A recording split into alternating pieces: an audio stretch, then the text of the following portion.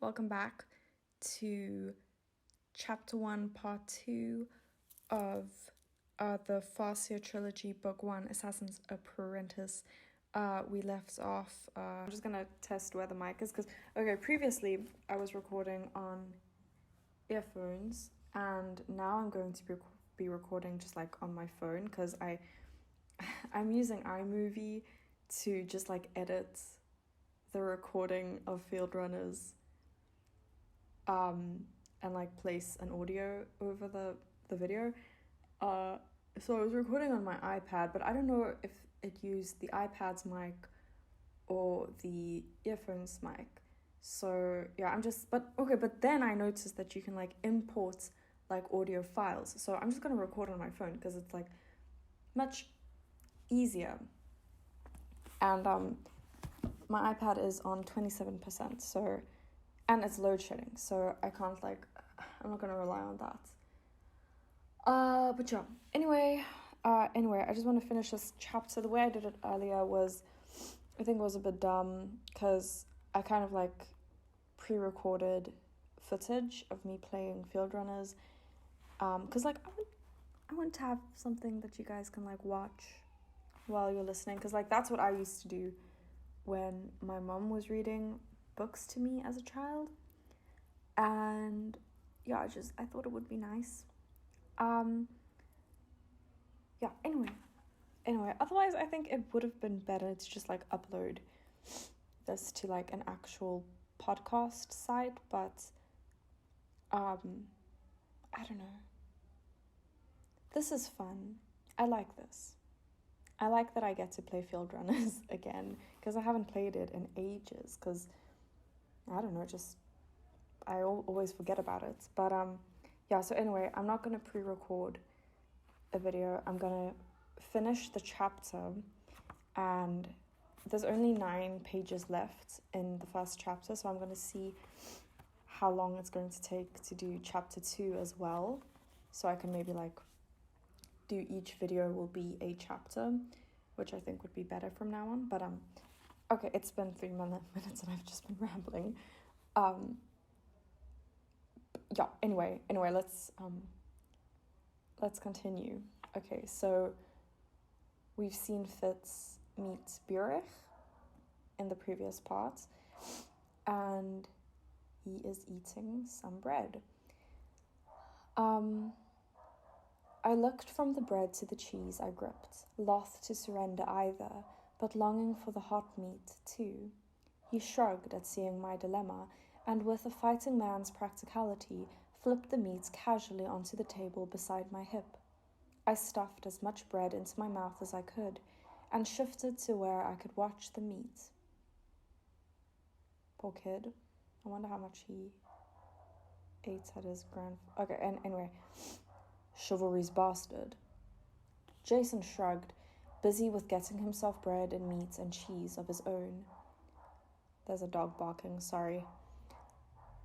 So said the old ploughman, what left him here. Also, I keep changing Jason's voice. I keep changing... Well, not that Burich has, spoken much, but I kept changing Verity's voice, but... Maybe later they'll solidify into something more permanent. But yeah, anyway. He layered the meat and cheese onto a slab of bread, took an immense bite, and then spoke through it. Said chivalry ought to be glad he'd seeded one child somewhere, and should feed and care for him himself now. An unusual quiet bloomed suddenly in the kitchen. Men paused in their eating, gripping bread or mugs or trenchers, and turned eyes to where the man called Burich sat. He himself set his mug carefully away from the edge of the table. His voice was quiet and even, his words precise. If my master has no heir, 'tis Edda's will, and no fault of his manhood. The Lady Patience has always been delicate, and... I'm going to make a quick note here, because so the reason I'm reading this is because, first of all, I have to reread these books, because I'm going to be gifting the first book to my friend, and I want to like leave notations in the lines, in between the lines. And as I was starting to read the book, I was like, it would be fun to read this to someone. So pencil fell. So I'm gonna pause every now and then and make like a little note, and I'll read the note to you guys. But yeah, I'm gonna try and not like give like spoilers, but I'm like trying to like nudge, hint to her that the books really do get so good, and it's just the first book that people usually struggle with. I say people, but it was myself and my boyfriend. And even my mum, I don't know what my cousin said, but like all of us kind of like agreed that like the first book, be it the smallest, it's the hardest book to get through, because it has like a good beginning, and then the middle part is not stale, but it doesn't have the grip that all the other books have. But then once you get to the end, it's like you can't stop reading. So I'm just gonna try and leave these notes, first of all, to like bond with my friend, and second of all, just to get her to like keep reading, please, and like entice her, I think. So yeah, anyway, I'm leaving a note at the lady Patience has always been delicate, because Birich has a crush on her. Birich has a crush. He. And just a little pointy arrow to Patience. And also, Patience is one of my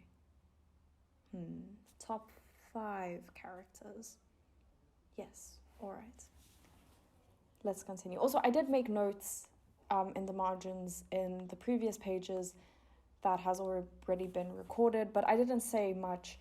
I'm just gonna like catch you guys up. Okay, so the first chapter starts with Fitz saying his pen falters, and then he mentions like a bitterness in him.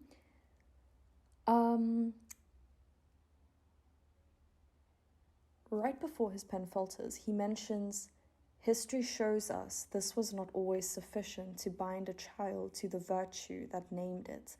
Now, the name Fitz means bastard of, so his name is Fitz Chivalry, bastard of chivalry. And I think one of Robin Hobb's, well, obviously the literary device that Hobb uses most in these books are naming. So, for example, to give Fitz the name of a bastard is she dooms him, or like she dooms his character, because like all throughout the works, you see how Fitz struggles to do, I don't know how to put this, but like he's just a fucking asshole, right? And it's like he can't escape who he is, obviously, but like it's really like he's been doomed by his name. And actually Burich doesn't have an anyway, I don't know how I want to say this, if I want to like go into like a tangent or but anyway, Fitz is an asshole, but like he's my second favorite character. He's great, I love him, but he really is, he's just like not mean-spirited, but like he's constantly hurt, and like he lashes out like a wounded puppy, and it's he acts like an actual bastard, or like, no, a metaphorical bastard. And yeah, I think part of that is because he's been named a bastard, so he can't escape being I'm gonna stop. Okay, anyway, that was the first note I made, that the bitterness that he feels toward his name and like not being able to escape his fate. The second note I made is where he talks about the memory that he has of his first day at Moon's Eye, and how he's confused at the clarity of that memory, because actual memories wouldn't feel that way. Actual memories would be softer and blah blah blah. And he mentions how he theorizes that it could be because of the skill that he can't actually remember his life before that day. And that never really stuck with me, but knowing what I know after reading the books and like reading this again, his memory had been tampered with the skill, and later we'll find that the skill is like it's like a mind magic. So chances are his grandfather, like they call it skill burning. Skill burning is quite a serious thing in the books. But it could be that his grandfather did that, or just like simply tampered with his memories. Because later, another note I made was that when Verity asks him his name, it's an odd paragraph, because this is what it says. "Boy," I said, "I do not know if I were merely repeating what he and the guardsman had called me, or if I truly had no name besides the word. For a moment, the man looked surprise, and a look of what might have been pity crossed his face. But it disappeared as swiftly, leaving him looking only discomfited or mildly annoyed. He glanced back at the map. Okay, blah, blah, blah. I don't think that this is what truly happened. I think that this is the point where, and this is why a lot of people say that it had been Shrewd, his grandfather, who tampered with his memories of childhood. But I think it was Verity, because in this moment, it's just odd. It's that part with like, for a moment the man looked surprised, and a look of what might have been pity crossed his face. I don't think it's pity for Fitz being named Boy, because Fitz does have a name, and we do find it later. I don't think I want to say what his name was. Maybe I should. I shan't. No, I shan't. Okay, but I did write it here, but I'm not gonna write it in my friend's book. But, yeah, I think the pity and the surprise that Verity feels had been. Sorry, I got a message. Had been for whatever memories he saw in Fitz's mind, but then obviously I don't know. I really do think he tampered with his memories here. But yeah, anyway, the last note I made was a page earlier. No, wait, 2 pages earlier. 3 pages earlier, where the doors to the keep open for the first time, and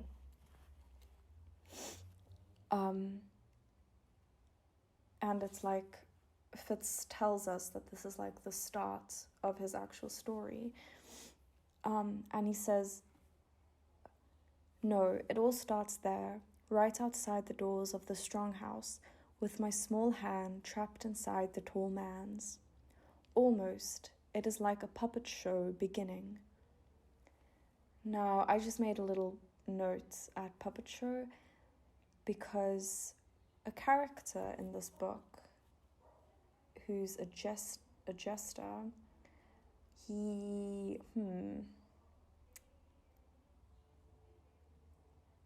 I don't know, I think it's like a little reference to them, because later we'll find that this character is quite important, and not exactly a puppet master, but he does act as a puppet master.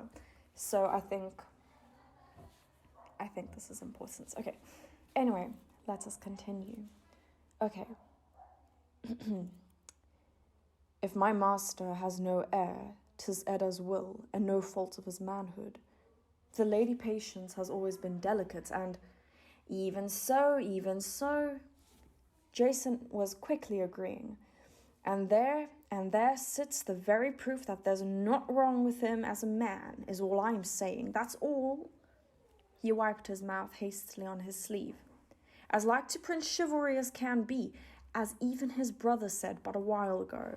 Not the crown prince's fault if his lady Patience can't carry his seed to term. But Burich had stood suddenly. Jason backed a hasty step or two before he realized I was Burich's target, not him. Burich gripped my shoulders and turned me to the fire, where he firmly took my jaw in his hand and lifted my face to his. He startled me so that I dropped both bread and cheese. Yet he paid no mind to this, as he turned my face toward the fire and studied me as if I were a map. His eyes met mine, and there was a sort of wildness in them, as if what he saw in my face were an injury I had done him. It's 'cause he's hurting Patience.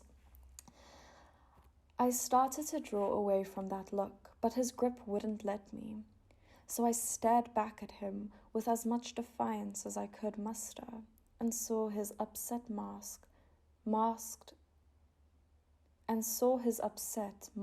suddenly with a sort of reluctant wonder. And lastly, he closed his eyes for a second, hooding them against some pain. It's a thing that will try her lady's will to the edge of her very name, Burich said softly. Shame. Okay.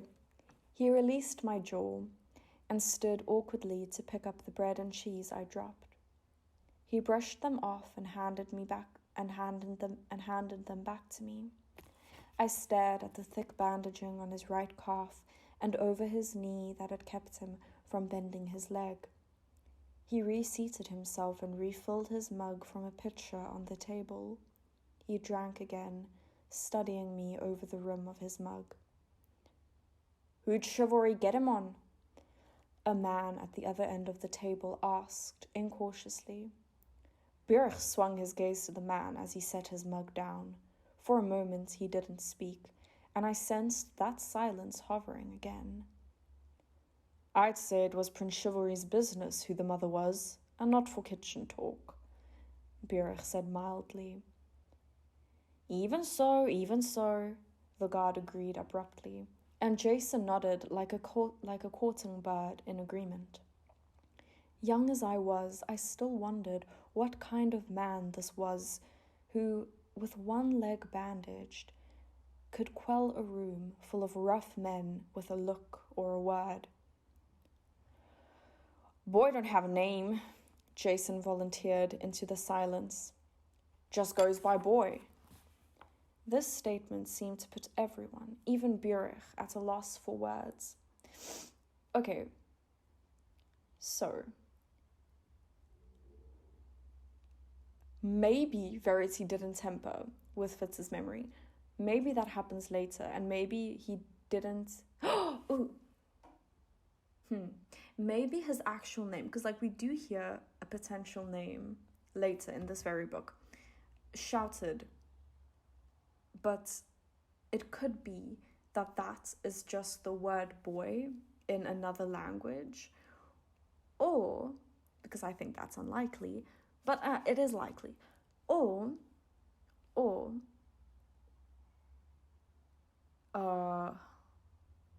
no, because his memory had to be tempered with, because he does have a name, and later when someone calls him by his name, they expect him to know that is his name.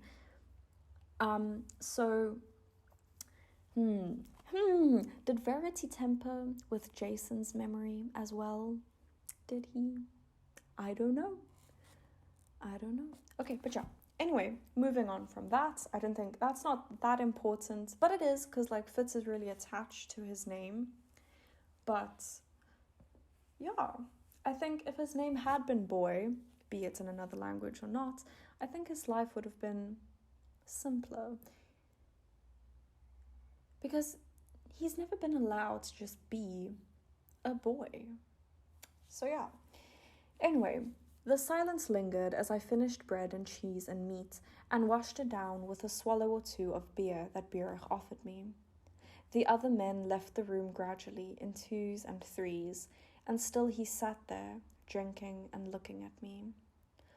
Also, this is where Fitz becomes stupid because he's having alcohol at a very young age, and that is eating the neurons in his brain as we speak. But he's very cute, so it's okay. Well, he said at long last, if I know your father, he'll face up to it and square. He'll face up to it square and do what's right. But Edda only knows what he'll think is the right thing to do. Probably what hurts the most. He watched me silently a moment longer. Had enough to eat? He asked at last. I nodded, and he stood stiffly, to swing me off the table and onto the floor. Come on then, Fitz, he said, and moved out of the kitchen and down a different corridor. Fitz is written with a small f, not a capital F, to show that it's not his name at this point. Simply just something to be called. Anyway. His stiff leg made his gait ungainly, and perhaps the beer had something to do with it as well.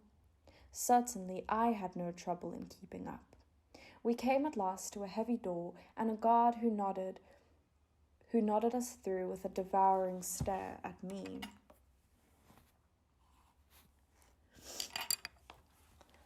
Outside, a chill wind was blowing. All the ice and snow that had softened during the day had gone back to sharpness with the coming of night. The path cracked under my feet, and the wind seemed to find every crack and gap in my garments. My feet and leggings had been warmed by the kitchen's fire, but not quite dried, so the cold seized on them. I remember darkness and the sudden tiredness that came over me.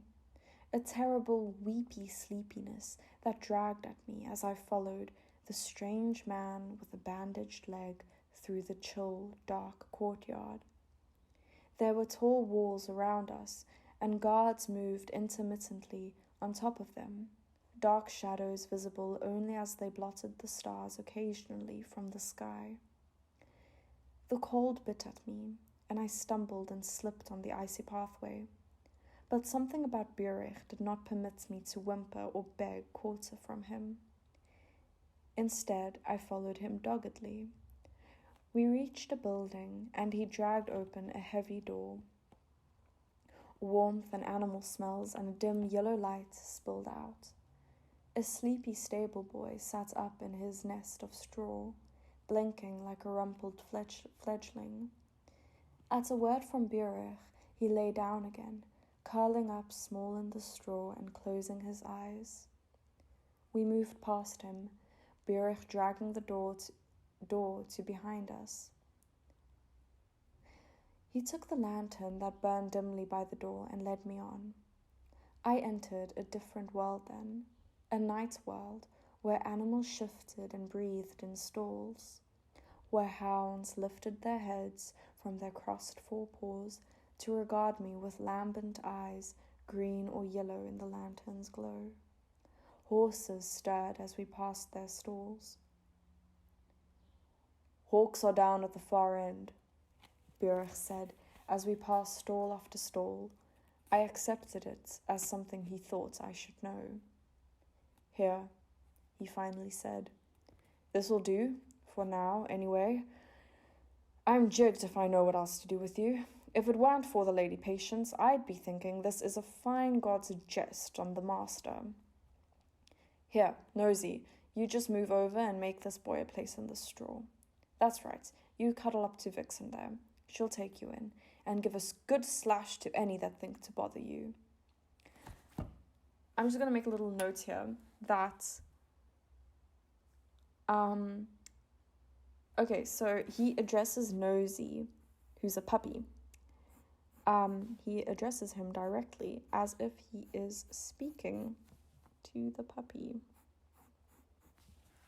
That's all I'm saying. Okay. I found myself facing an amble box stall, populated with 3 hounds. They had roused and lay, stick-tails thumping in the straw at Burich's voice. I moved uncertainly in amongst them, and finally lay down next to an old bitch with a widened muzzle and 1 torn ear. The older male regarded me with a certain suspicion, but the third was a half-grown pup, and Nosy welcomed me with ear-lickings, nose-nipping, and much pawing. I put an arm around him to settle him, and then cuddled in amongst them as Burich had advised. He threw a thick blanket that smelled much of horse down over me. A very large grey beast in the next stall stirred suddenly, thumping a heavy hoof against the partition, and then hanging his head over to see what the night's excitement was about. Burich calmed him absently with a touch.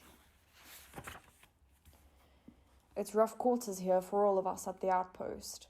You'll find Buckkeep a much more hospitable place, but for tonight you'll be warm here and safe. He stood a moment longer, looking down at us. Horse, hound, and hawk. Chivalry. I've minded them all for you many a year, and minded them well. But this bye-blow of yours, well, what to do with him is beyond me. I knew he wasn't speaking to me. I watched him over the edge of the blankets.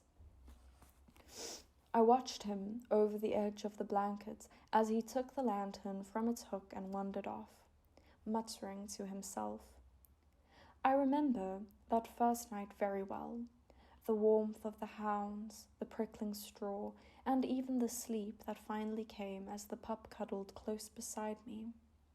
I drifted into his mind and shared his dim dreams of an endless chase, pursuing a quarry I never saw, but whose hot scent dragged me onward through nettle, bramble, and scream.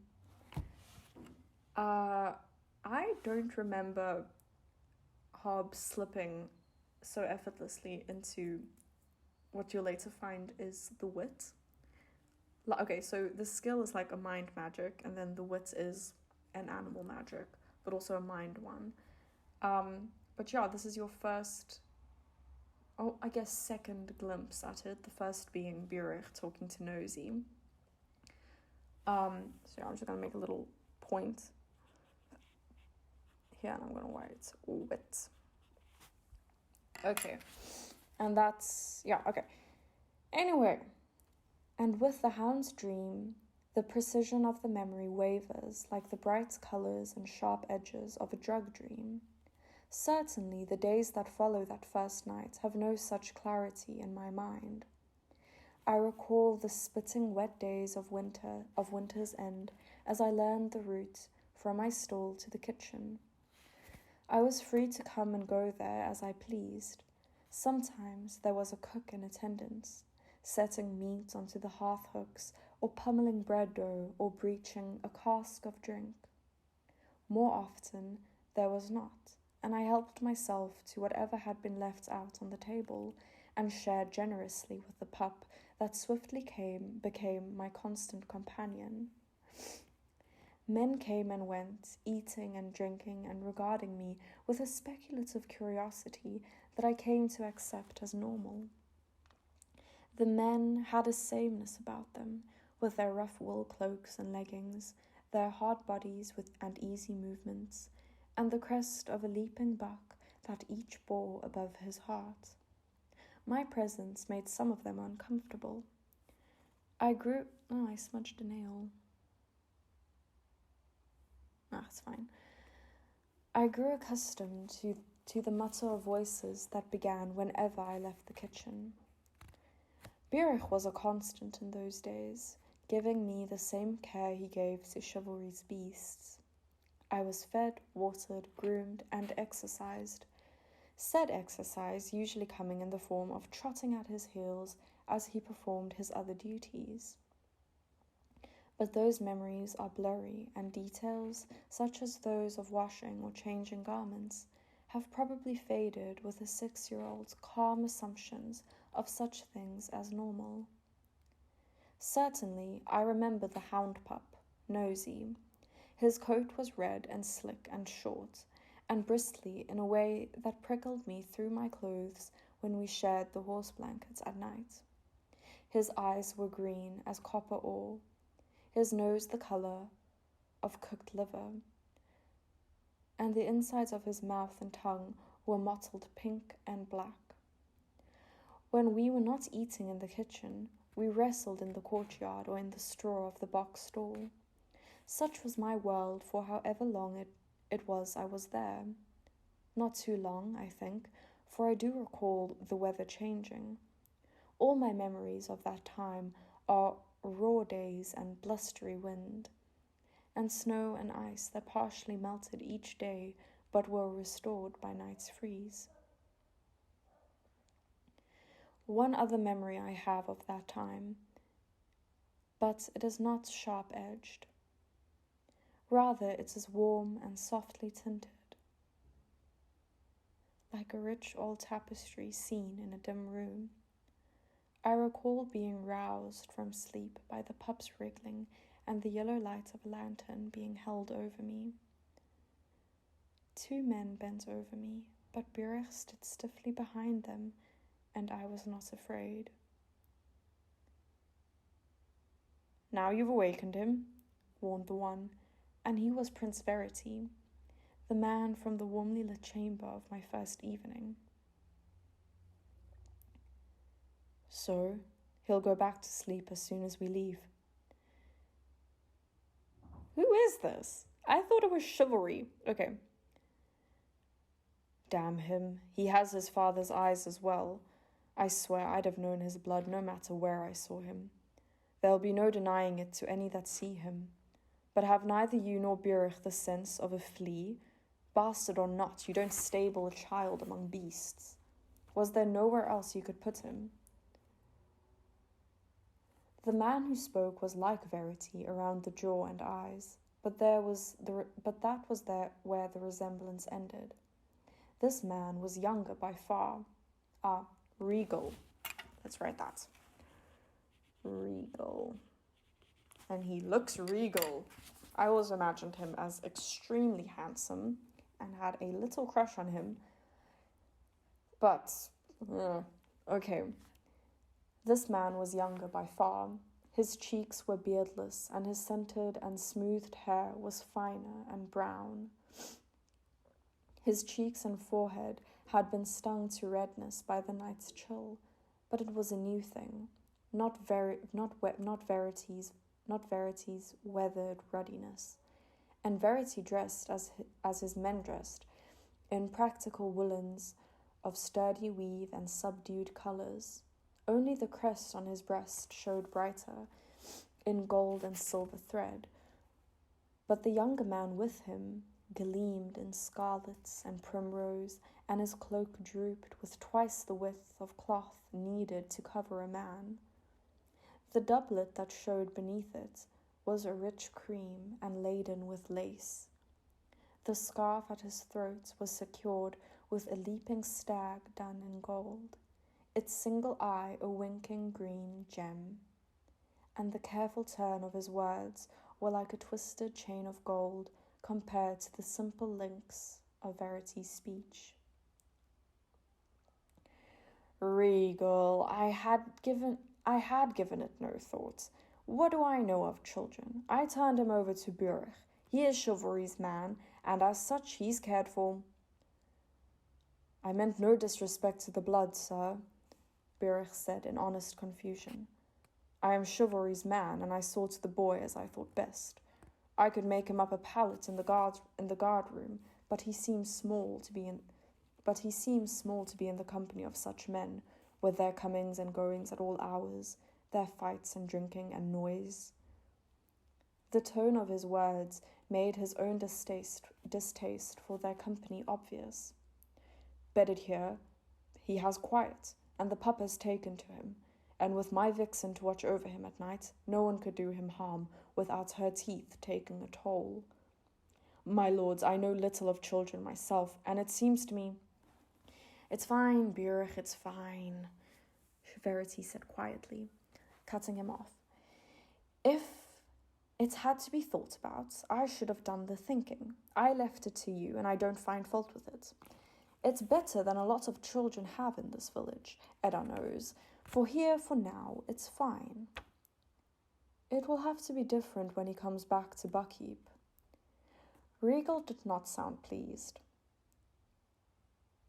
Then our father wishes him to return with us to Buckheap. The question came from Verity. Our father does. My mother does not. Oh.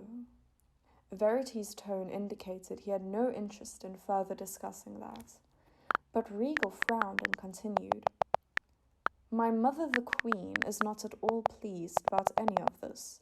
She has counselled the king long, but in vain. Mother and I were putting the boy aside.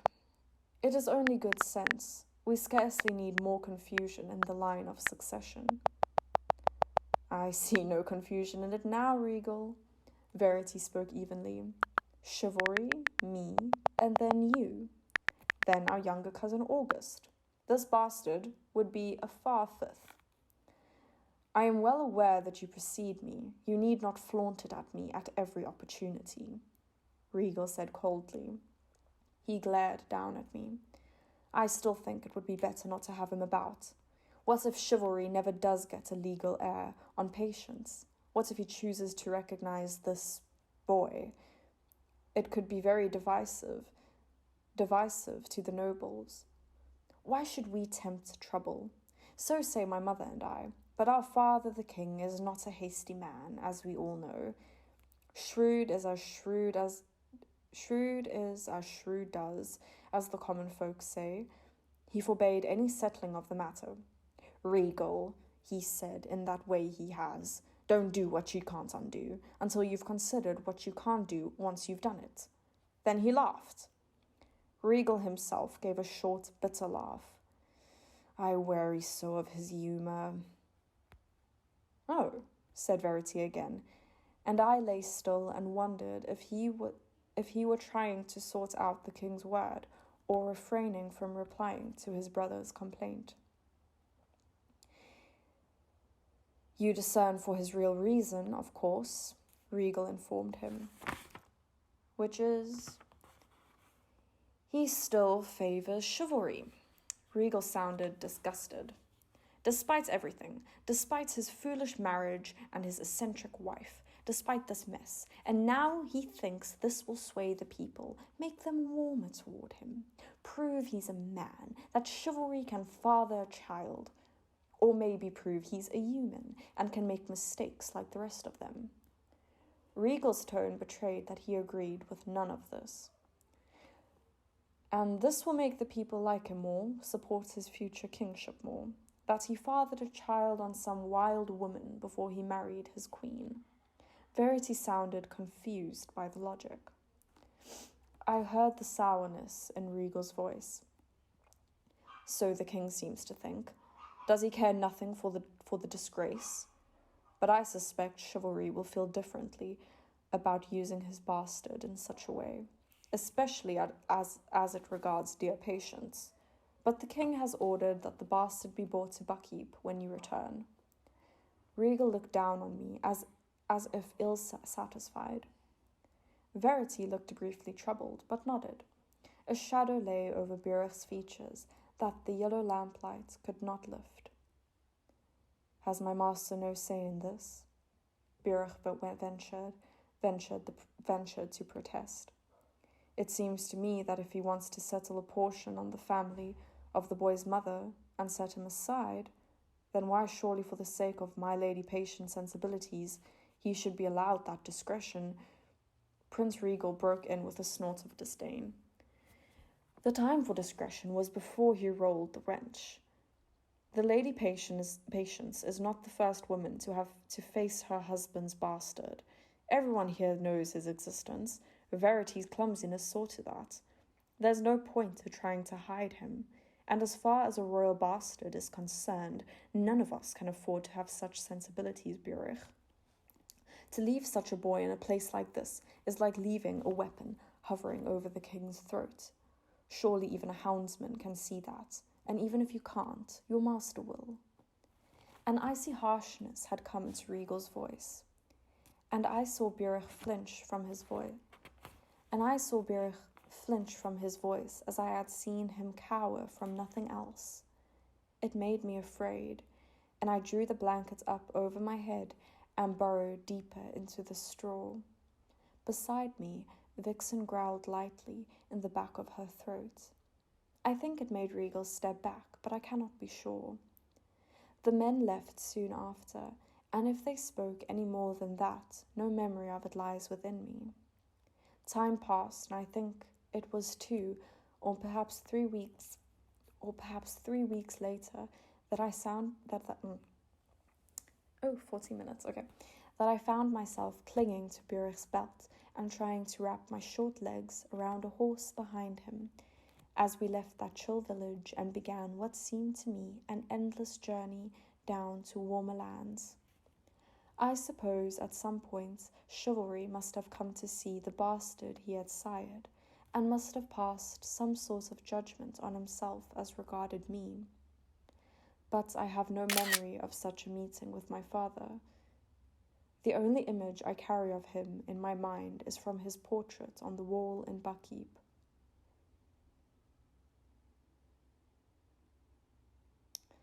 Years later, I was given to understand that his diplomacy had gone well indeed, securing a treaty and peace that lasted well into my teens, and earning the respect and even fondness of the Sjorda.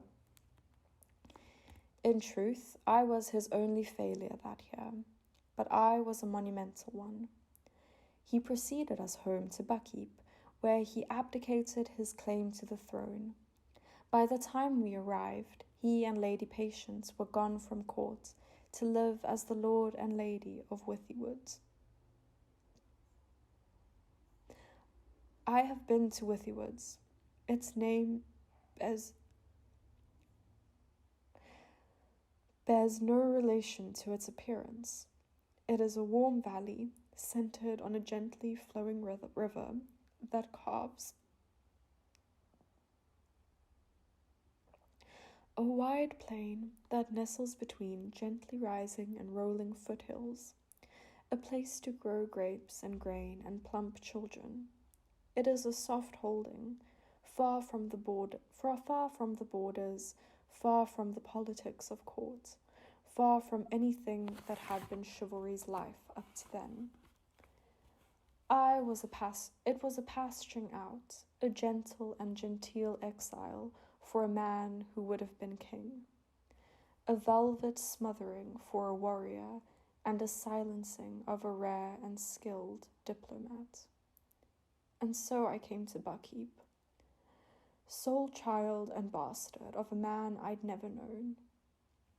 Prince Verity became king-in-waiting, and Prince Regal moved up a notch in the line of succession.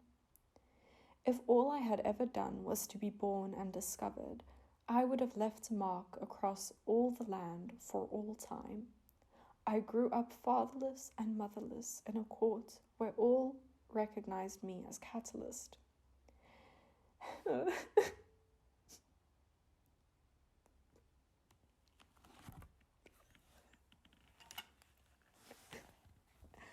And a catalyst I became. End of chapter 1. And I'm going to make a note that just says Ac Hail, which means I am crying because this book. Fuck this book.